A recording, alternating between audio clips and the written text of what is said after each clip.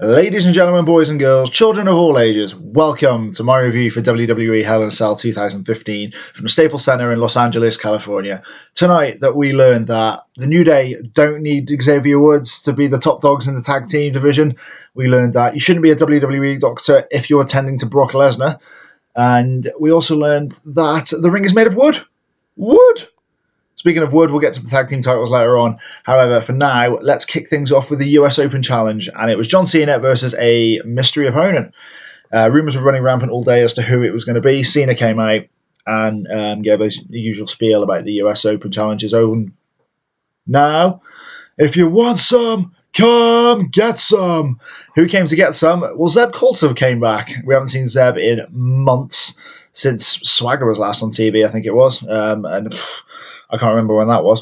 It was a fair while ago, so it was interesting to see him. And straight away, you assumed it was going to be Jack Swagger, but it wasn't. It wasn't Jack. It was, well, to me, a very surprising choice, and it was Alberto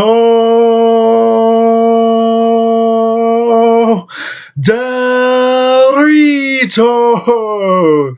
Alberto Del Rio is back in the WWE. And we haven't seen him for a good 18 months, I think it is. I think he got fired last year. I did find it quite funny when he did come back out that he complained in an interview about how racist the WWE is and gets teamed up with a man who, whilst associating himself with Jack Swagger, claimed that all Mexicans were immigrants. I find that quite funny, but it's really good to see Del Rio back. It was a bit of a shock. Apparently, he had signed sort of 7-8 weeks ago. But they've done well to keep it a secret, in fairness. So I was pretty happy it was Del Rio. The match, he was John Cena for the US Open title, if you've forgotten. The match wasn't great. It summed up most of the pay-per-view, to be perfectly honest. The pay-per-view was mediocre at best. But we'll talk about sort of like the pay-per-view at the end. Yeah, the match wasn't great. Short, it was about 10 minutes. And we have a new US champion. Alberto Del Rio is your new US champ. The finish came, it was a beast of a kick. Cena went for the AA, and Del Rio turned it into a backstabber and then hit the biggest super kick I think I've ever heard in squaring Cena's face. And we got a new US champ. It's Alberto Del Rio. I think we all knew it was coming. Cena's not made any secret of the fact he's not going to be on TV for a couple of months, I think it is. He's back sort of late December. He's off to film some sort of TV show or some fitness thing. So, you know, Cena's going to be off for a couple of months, and it was nice. It was a good, refreshing change to see, you know. It could have been anyone. It could have been Ziggler. It could have been Cesaro. You could have had a number of people come out. There were rumours all over the place who it was going to be. I was quite happy with Del Rio. The only thing I'm not really too happy about is sort of what happens with the US title now. You look at what Cena's done for it since WrestleMania. You know, you've had the US Open challenge like every night. Cena's best work of his career has come from these sort of open challenges, the matches against Kevin Owens and Dean Ambrose, Stardust, Ziggler. You know, you've had a couple against the New Day. Cena's been putting the best work of for the last few years in this match into the US title, and you just don't think that Del Rio is going to do it. I can't see him defending the title every night. I mean, he didn't defend it on Raw last night, so it's as good as it is to have a new champion, and every once in a while it is refreshing to see. I don't see Del Rio being a brilliant champion.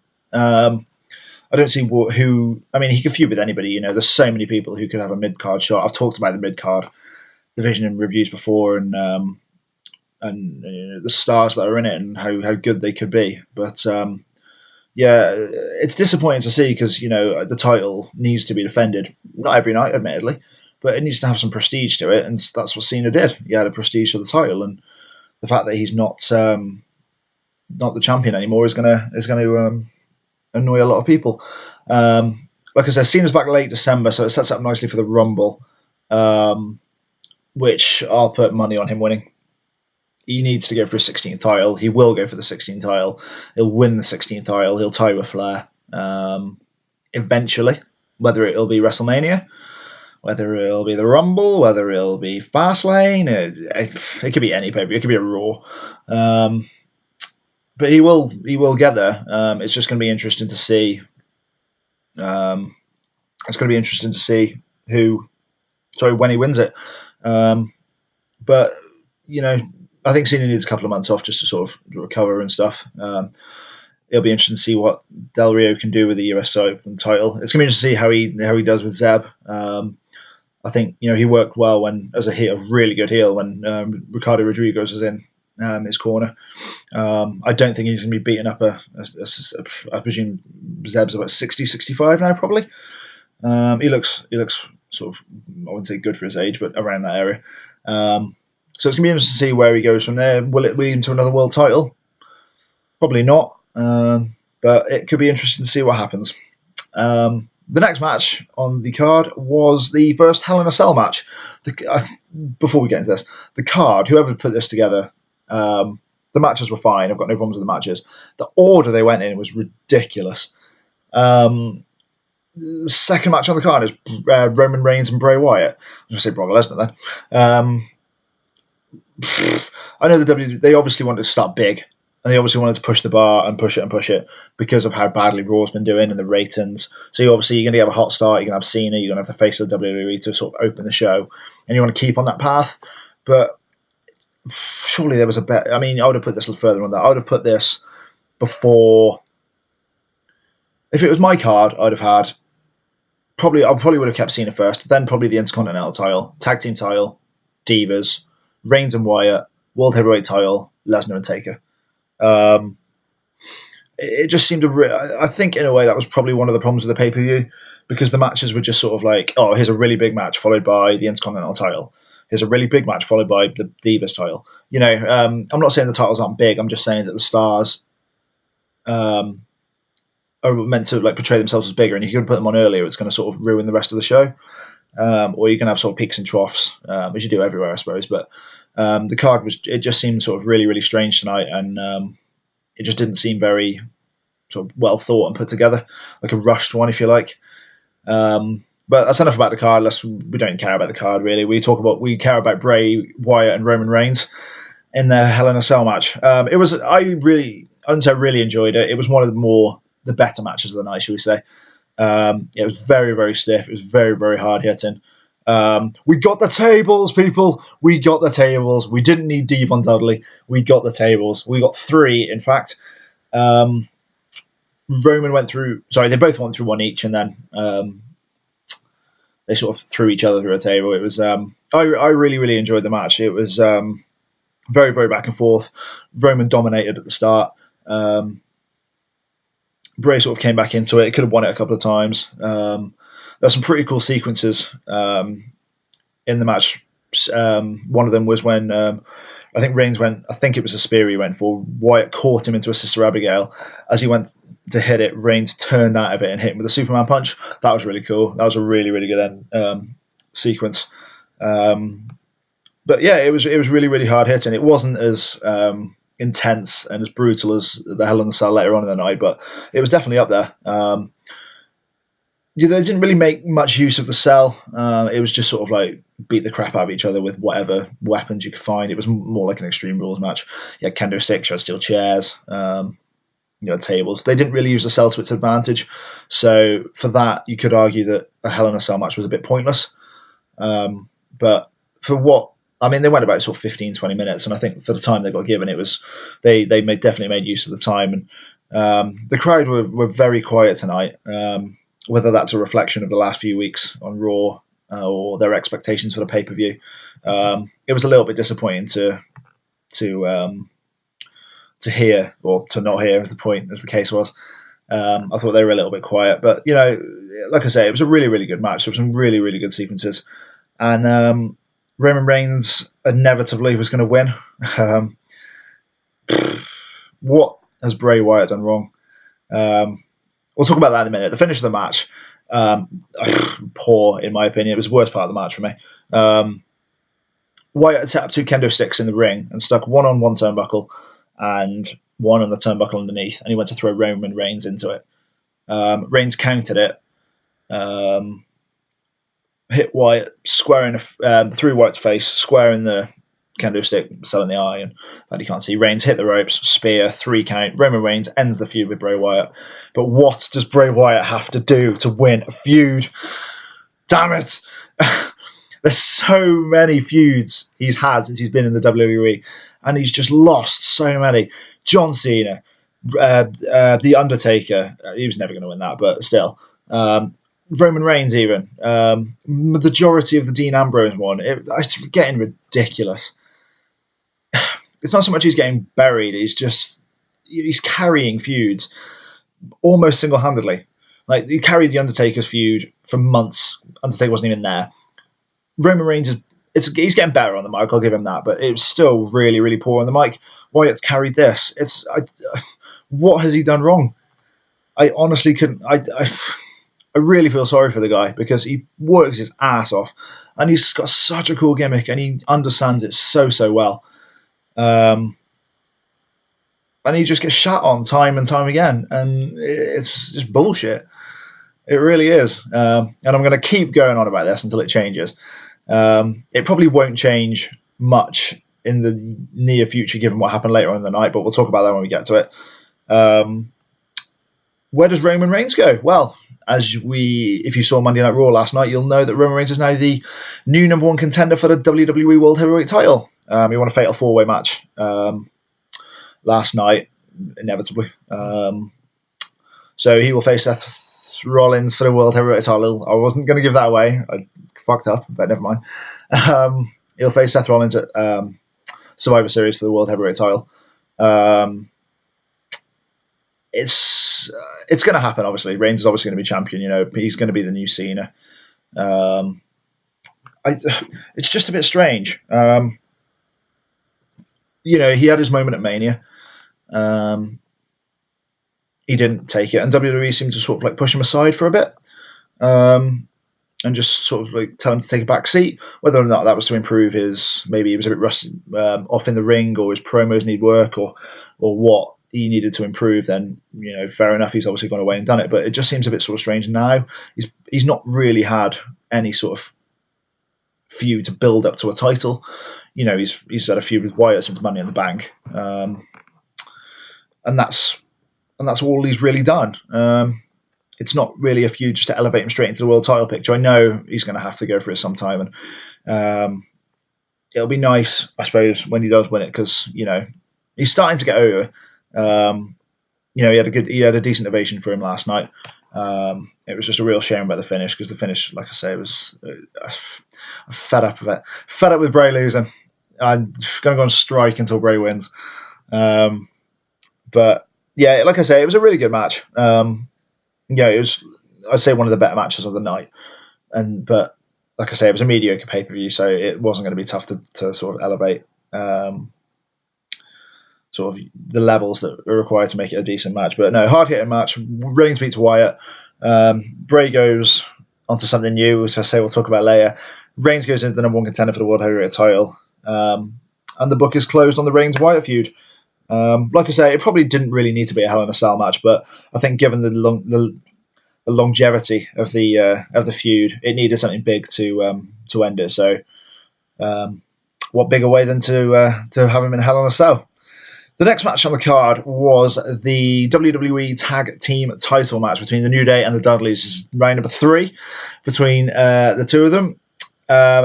It was a standard tag team match for the most part. There was 2 or 3 things which we'll get into in a minute, which were a bit funny, but are also terrible. Xavier Woods wasn't at ringside, which was a real shame.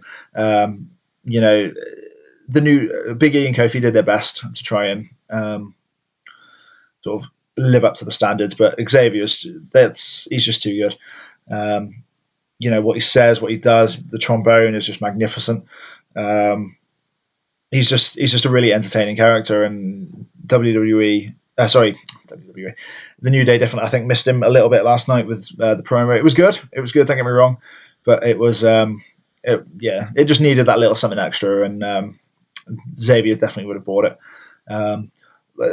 Again, standard match, nothing particularly home to write about, but I think from this match, and there was a couple of others later on, Botchamania was running wild. Good grief. If anyone hasn't seen this yet, go back and watch. Dudley's went to do a tag team move. Christ almighty, do they get it wrong. Bubba picked up, I think it was Kofi. I'm not entirely sure. I have to go back and watch it myself. In like a side slam, and he was going to get Devon to run the ropes and drop a leg on him. He had him in one position, and the position he had him in was wrong.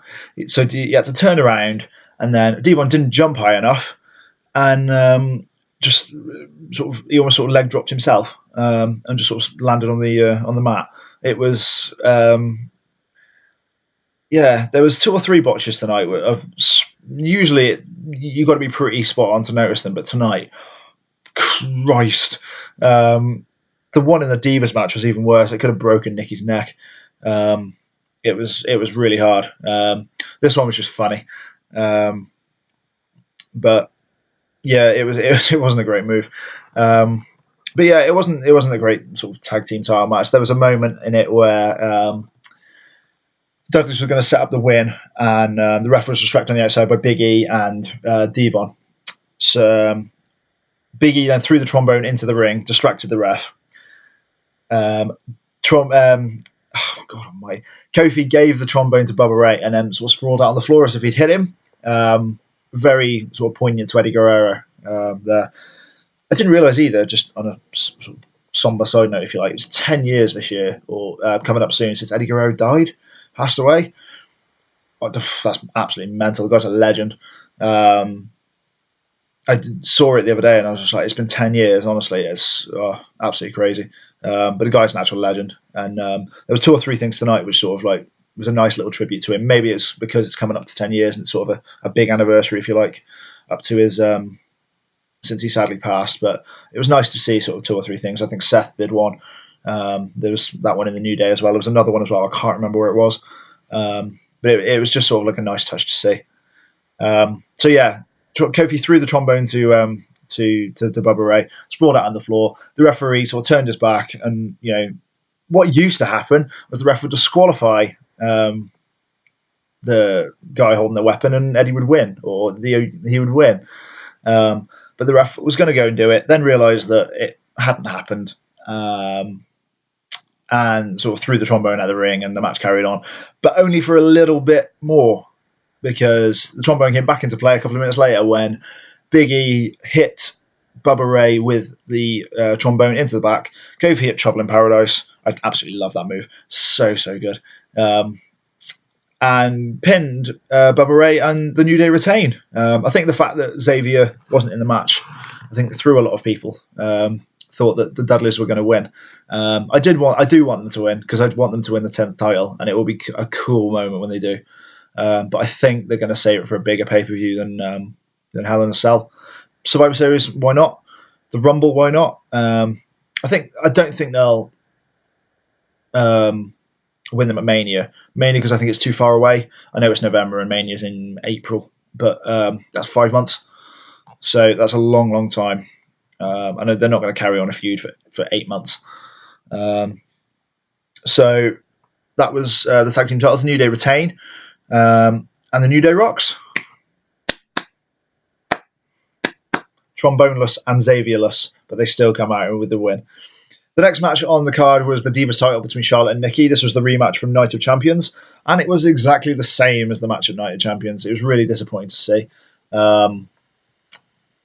It was very, very similar. Like I say, it was Nikki dominating Charlotte, and then Charlotte coming back and hitting the last few moves towards the end of the match. In the Night of Champions match, Nikki very much focused on Charlotte's leg, so she couldn't lock in the figure 8.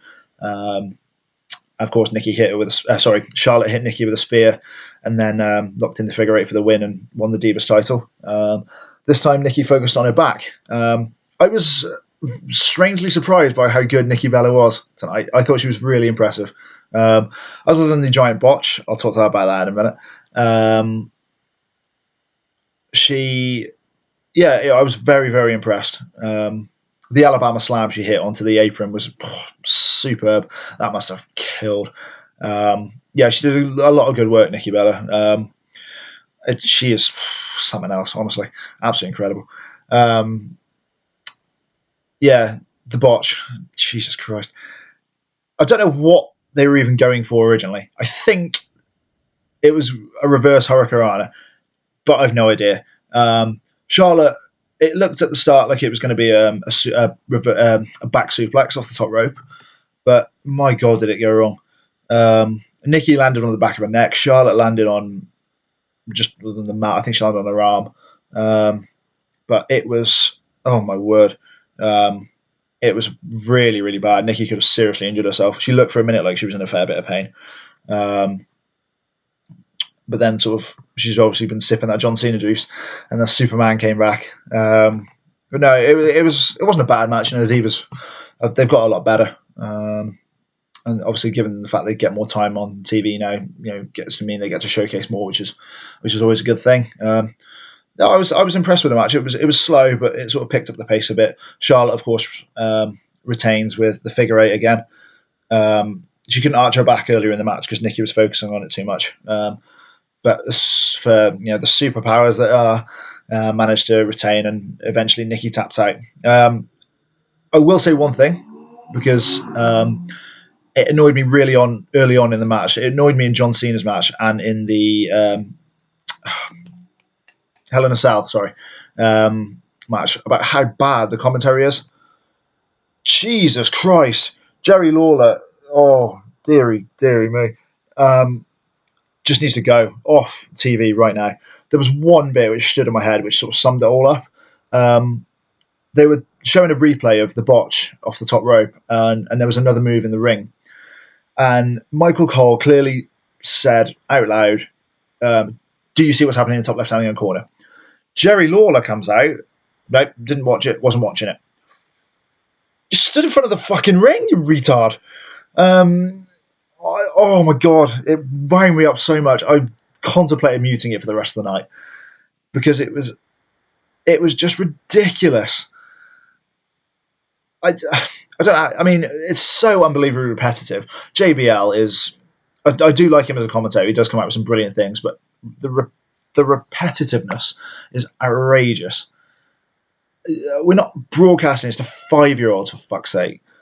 That's just sort of like a side note that I wanted to put. It was really bugging me all night, and I didn't really know where to put it. But that bit when he said he wasn't even watching the match, it's just like he stood in front of the ring. Bloody hell! Just bring back JR and sack everyone else off. Even Michael Cole was better than bloody JR tonight. Than Jerry Lawler tonight, and that's saying something because he's bloody awful as well. Let's get the pre-show panel. Let's get them to do the commentary. Even Byron Saxton's not that bad. So yeah, back to the match. Sorry, Charlotte retains with a figure eight.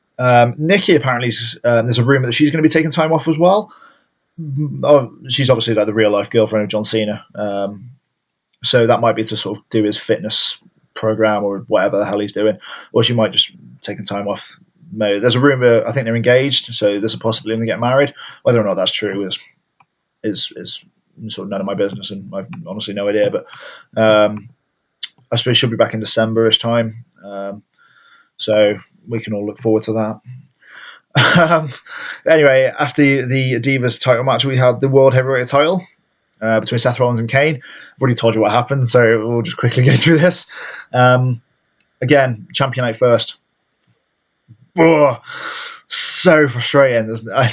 It's just, when you see like something that you can fix, well, you can't fix, but needs fixing because it's so small, but it just winds you up to the point where you just want to explode. And this is one of them. A champion should always come out last. What's the problem with it? It happened with Kevin Owens as well. He came out first tonight as well, and John Cena, but he obviously had to. You couldn't really give away Del Rio's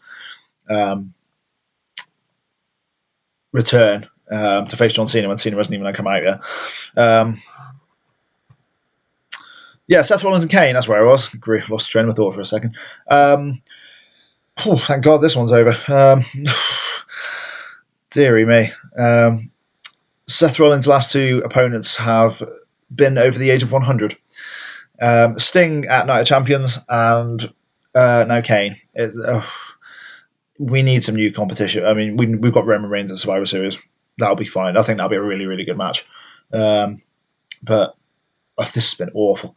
Kane as director of operations, I've actually quite enjoyed. He's been quite funny. A couple of weeks on Raw when he gave Stephanie the high five. Oh, I laughed so hard. I thought that was hilarious.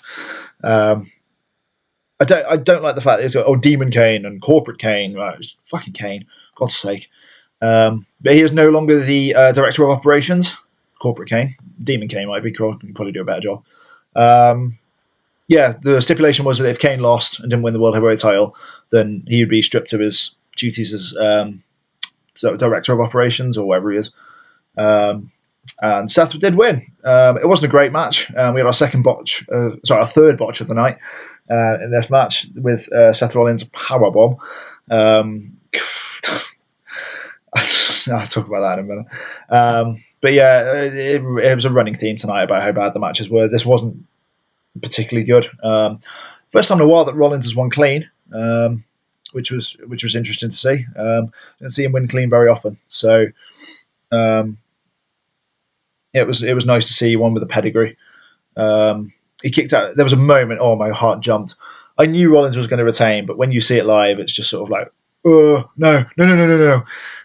Kane did all his moves, hit Rollins with a choke slam, and pinned him, and he must have been that close to winning it. Oh, dearie me, my heart jumped. It just stopped for a second, and they're just like, oh my god, he's going to win.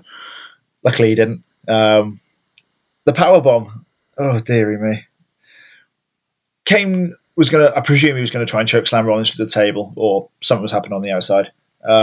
Rollins then picks Kane up. I'll give Rollins credit, in fairness, fair play. He did.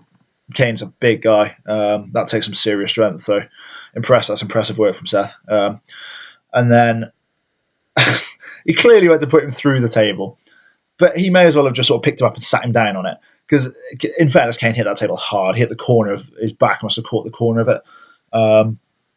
But he just sort of like gently threw him off, and you could tell that it. And he just sort of Kane just bounced off the table, and it didn't break. It didn't make a dent. It didn't do anything. It wasn't a particularly good sort of spot, if you like. It was quite poor, in fairness. It was just quite funny to see. You just sort of like, oh dear me. It must have been the worst powerbomb I've ever seen. Yeah, Rollins wins with a pedigree. He needs to come up with a finisher. If the WWE aren't bringing back the curb stomp, he needs to come up with a new one and stop stealing everyone's. He hit a frog splash in the match. I said earlier on about the tribute to Eddie. He hit a frog splash earlier on in the match. He's starting to be a bit like Bray Wyatt. He's carrying a lot of matches. He carried the one against Sting. He's carried the one against Kane. I don't think he'll need to carry the one against Roman Reigns because it's Roman Reigns. And it's going to be interesting to see how that plays out. I don't think Reigns will win it. Not on his first title attempt. I think it will go to the Rumble. And I think Reigns will win it there. It's going to be... sorry, my camera's shaking, by the way. My leg is... I don't know what I'm doing. My leg's sort of having a fit, which is a bit strange, but we'll try and stop that. Yeah, I think Reigns will win it at the Rumble. I don't think it'll be in it. I think it'll be too big. Rollins will keep his title just until then anyway. Hopefully. I don't want Reigns winning it in his first title defense. Christ. Whenever he cashes in, bloody Sheamus has got to come in anyway, isn't he? So, yeah, that was the match. Like I said, it wasn't a particularly good one. The ending sort of came out of nowhere, really. Kane was just sort of dominant. Rollins eventually hits the pedigree, gets a 3 count, and wins. It was very, very strange. They cut to like an advert. Rollins sort of rolled out of the ring. Kane's still sort of lying down in the ring, and then they just cut to an advert. I think it was a WrestleMania advert, and they were just sort of like, that's a bit weird. Why don't you sell it? He's lost his job. Sell the fact he's lost his job. Don't just cut to an advert and then he's disappeared by the time you come back. It was it was a strange ending. It was a poor match. Like I say, it was a mediocre pay-per-view. And the theme continued really in the next match. It was the Intercontinental title match between Kevin Owens and Ryback. I don't really have anything to say about this match. It was bloody awful. Kevin Owens can't work with big guys. Big guys can't work together to put on good matches. When was the last time we saw Big Show and Mark Henry put on a 5-star match? it was. Yeah, it wasn't a particularly good match. Owens needs to work with smaller guys. Look at the matches he put on with Sami Zayn, with Finn Balor, with John Cena. You could argue Cena's a bigger guy, but look at the matches they put on. He just doesn't work well. Owens is a really good Intercontinental title champion, and I think he'll hold it for a while. But I don't think he needs to feud with someone like Dolph Ziggler. Owens and Cesaro would be a sick feud. It just sort of that's come straight off the top of my head. That'd be incredible. I didn't see the pre-show, so I've gone back and watched it, but I'm not going to review it because nothing happened. They just had a 6-man tag. It was Neville, Cesaro, Ziggler against Rusev, Sheamus, and I can't remember who the other one was. That's horrendous. Never mind, it doesn't matter. Anyway, when Cesaro came into the ring, he sort of cleared house, and he was on absolute fire. He was running around the ring, giving everyone uppercuts. He was running in the ring, giving everyone uppercuts. Honestly, Cesaro was on fire. Wade Barrett, that's the one. I just remember the Cesaro swing. Good grief. I shouldn't be doing reviews. Jesus. Yeah, Wade Barrett. And yeah, Cesaro's a beast. Imagine that feud. That'd be awesome. Vince, I know you're watching. Kevin Owens and Cesaro? Make it happen, brother. Yeah, I didn't understand really the finish either to the Intercontinental title match. Ryback went for shell shocked. And Owens sort of got himself out of it, stuck himself on the apron. The referee sort of moved Ryback out of the way to sort of break up a count that he started. And then Owens just hit with a pop-up powerbomb and finished. I think what it was meant to look like was Owens poked Ryback in the eye to be like the cheap heel and hit the pop-up powerbomb and then win. But the angle that they showed it was awful. WWE's camera angles 9 times out of 10 are incredible. Look at Big E when he was gyrating on the turnbuckle tonight. That was a poor camera angle. I don't ever want to see Big E gyrating that close to a camera. But yeah, the camera angle for the Intercontinental title wasn't great. It didn't make it look like Owens had poked Ryback in the eye. It just looked like he got back in the ring, hit him with a powerbomb, and that was it. So yeah, a short match. I think it was just sort of a filler for the main event, which we shall get into right now. Brock Lesnar versus The Undertaker. Match of the night. Enough said. It was brilliant.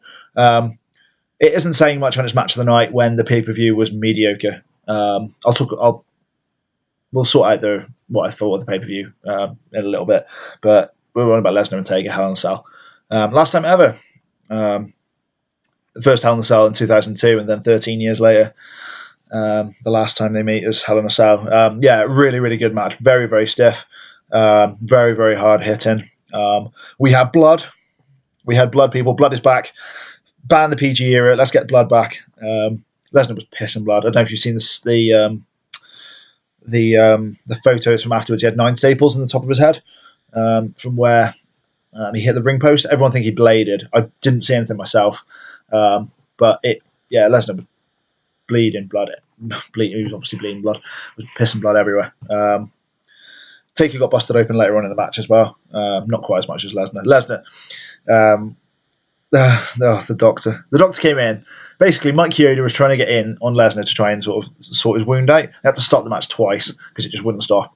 And they called the Doctor in the first time, which was fine. Called him in the second time, and Lesnar had snapped. He'd had enough. Threw the Doctor out of the ring. I'm just like, I'm carrying this match on. Don't come near me.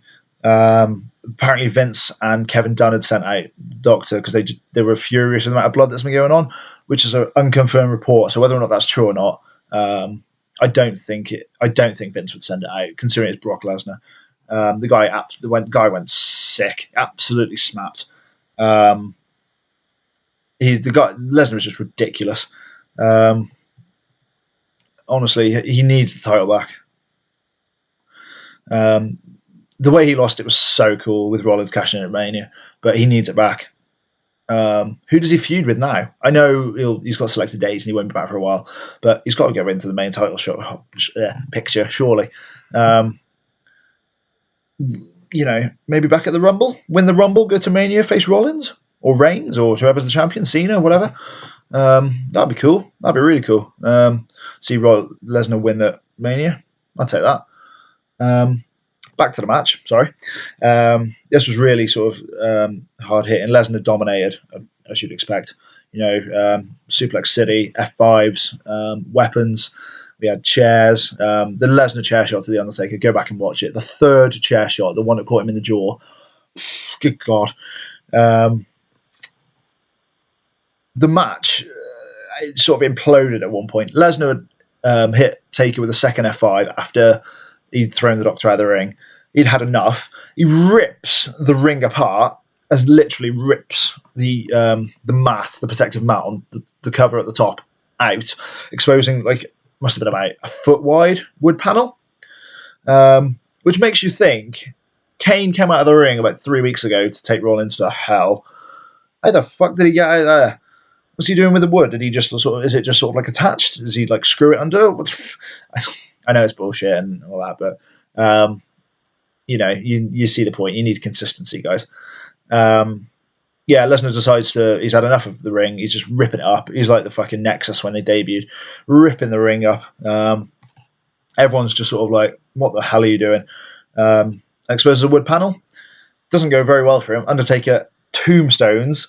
I talk about bad camera angles. The tombstone angle made it look like Lesnar's face was about a foot off the mat. It was Taker's knees hit it, and Lesnar's was literally a foot off the panel. It was a poor angle. But Lesnar kicked out, and the match continued. I think as soon as Taker hit the tombstone and Lesnar kicked out, you knew that Lesnar was going to win, and he did. It was very, very fitting, the ending. I thought the ending was brilliant. They played it so well. Lesnar was sat up and started laughing at Undertaker. Taker did his sort of cutthroat thing to give Lesnar another tombstone. Lesnar kicks Undertaker, low blows Undertaker so hard you could hear it. Usually it's just sort of a low blow and the crowd's like, oh, you heard this low blow before the crowd had a chance to react. Oh, it was huge. Then Lesnar hit another F5, picks up the 3 count. Taker wins. No, he doesn't. Lesnar wins. And that is the end of The Undertaker and Brock Lesnar. And what a way to end. The Mania match was poor. The SummerSlam match was really good with a really shit finish. I really enjoyed this match. I thought it was really, really good. The right man won. Definitely. Next month is Taker's 25th anniversary at Survivor Series, which leads me nicely into the little bit that happens in a minute, but we'll talk about that in a sec. And he's got what's coming up. But if Lesnar lost, what would he do? He just sort of disappears for a month or two just to sort of recover. But no, Lesnar deserved to win. It was the right man to win. It was the right man to win the feud. There was a bit where Lesnar was both men couldn't get out of the ring. Lesnar couldn't stand properly for a good couple of minutes. Taker couldn't get up either, but Taker just sort of pointed to Lesnar. I presume that's sort of a show of respect because Lesnar being the massive heel that he is. Well, he's portrayed as a babyface, but he works better as a heel. Clearly wouldn't go in there and give him a hug or whatever, but Taker took a while to get up after Lesnar sort of went, and we had sort of the thank you Taker chants, and we had this is awesome and things like that. Taker really struggled to get up as well from that. You wonder if he's going to be fit enough to fight a Survivor Series. If indeed he does do that. Does he? Ooh.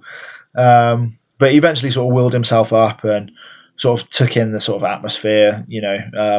The guy can't be far from retiring. I think Mania will be his last. I really do. Because he... it's his hometown, home state, if you like, Dallas, Texas.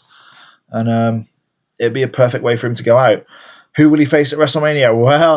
Well. After Undertaker got up, he did a sort of traditional pose in the middle of the ring. The lights went out. The graphics came up. Bray Wyatt and the Wyatt family came out. It was Wyatt, Harper, Rowan, and Strowman came out to ambush The Undertaker. Not many people... I didn't see this coming in the slightest. I don't think many people saw it coming in the slightest. It was a really cool moment. I didn't really like the match at Mania. I thought it was bloody awful.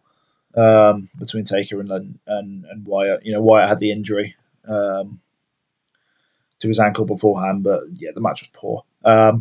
But they sort of surrounded the ring and then just jumped the Undertaker. And then an even cooler moment. Wyatt obviously directs traffic, so he got out of the ring with Strowman, Rowan, and Harper behind him, and they just carried the Undertaker to the back. Considering the guy could barely walk or even stand up 5 minutes previously, that was a pretty nice thing for him to do to cart him out of the ring. I don't think this will go on to Mania. It sets up a classic Survivor Series match, but who partners Undertaker? Well, presumably Kane will be one of them because he got jumped exactly the same last night on Raw, and he got carried out of the back as well. So it'll be interesting to see who Undertaker and Kane team with. My guess will be Daniel Bryan. That's one of them I think will happen because apparently he's fit. Well, not fit, but he's medically cleared to compete and come back. It'll be such a cool moment if he comes back, especially if Undertaker, they're struggling to get through another partner or whatever, and Kane comes back in and it's just sort of like, well, I've got a partner, and it's Daniel Bryan, and that'll be pretty cool. But I think Ambrose will be in there as well. He's obviously had problems with the Wyatt family. It's going to be interesting to see. A lot of people were a bit sort of like, oh, not again. I really enjoyed Wyatt's sort of feud when him and Taker feud earlier on in the year. Wyatt carried it so well, absolutely superbly, and it was probably one of the better feuds that Wyatt's had. Obviously, the result was bullshit, and most of Wyatt's feuds have ended in losing, which again is bullshit. But this could, if they get it right this time, this could be really, really good. I'm really looking forward to it. And that was the sign off for Hell in a Cell, with Wyatt's carrying Undertaker out to hell, if you like. So yeah, that was Hell in a Cell. Like I said, very mediocre pay per view. I'll put it up there with probably the worst pay per view of the year. Second to Fastlane. Fastlane was saved by Daniel Bryan and Roman Reigns in the main event. Oh, I miss Daniel Bryan. But it didn't have any sort of standout matches. We had sort of Wyatt and Reigns and Lesnar and Taker. It was the two Hell in a Cell matches that sort of really stood out. It was cool as shit to see Del Rio back. Really cool to see Del Rio back. I'm really glad he's back. And that is really all I'm going to have to say about it. I'm glad Del Rio's back. Coulter's back. We've got a new US champ. We've got Charlotte winning the Divas title, or retaining, sorry. The New Day retained the tag team titles. Kevin Owens retained his Intercontinental title. Seth Rollins defended his World Heavyweight title. Brock Lesnar beat The Undertaker. And that is that. Thank you very much for watching, guys. My name's Alex. Remember to follow me on Twitter, add me on Facebook, follow me on Instagram, all the other social media crap. I'll put them up in the link at the end of this video. For now, I'm Alex. You've been watching me. Thank you very much. See ya!